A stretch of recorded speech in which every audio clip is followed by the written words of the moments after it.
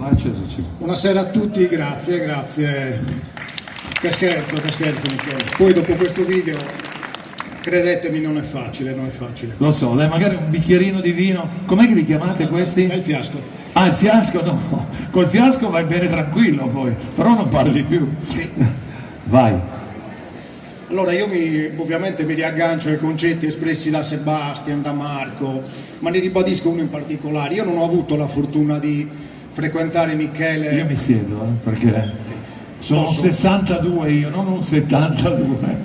Io ho avuto la fortuna di conoscere Michele circa 10 anni fa e ci ha legato la data di nascita e poi i percorsi comuni successivi.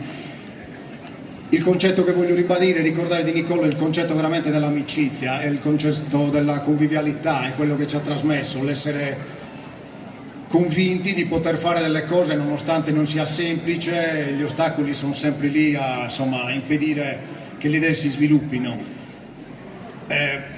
Ho goduto di questi 10 anni di amicizia con Michele perché abbiamo veramente condiviso degli aspetti assolutamente di convivialità e felici.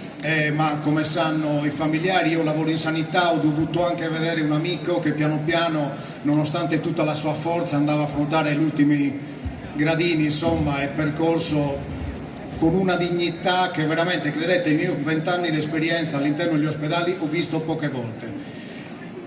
Ma lo voglio ricordare per l'altro aspetto, veramente, per quello che ci ha trasmesso il gruppo dei 72 quando 10 anni fa ci siamo incontrati per i 40 anni, non eravamo tantissimi, siamo arrivati a fare un incontro dove eravamo oltre 200 e l'abbiamo ribadito ai 50 adesso a giugno, quando era il periodo più difficile del percorso di malattia di Michele, dove iniziavano a vedersi i primi segni di difficoltà. Bene, siamo riusciti a fare una bellissima giornata e quella giornata ce la porteremo dentro sempre e sarà per me la guida, come ho detto a Natalina più volte, il senso dell'amicizia sarà la guida nelle prossime occasioni in cui incontreremo i 72 e tutte le persone che gli hanno voluto bene. Io però qualche 72 maglietta là lo vedo, vorrei che salisse sul palco, almeno chi è giù ai piedi del palco. Nivio, mandameli su quelli del 72. Vai, non vogliono salire, perché? No, ok, così almeno abbiamo un po' di magliette rappresentative, nonché persone all'interno delle magliette del 72. Eccoli qua, quindi ci sono.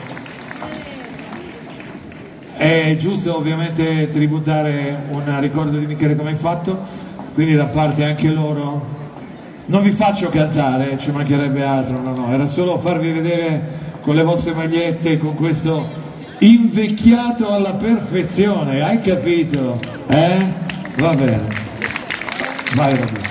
Allora,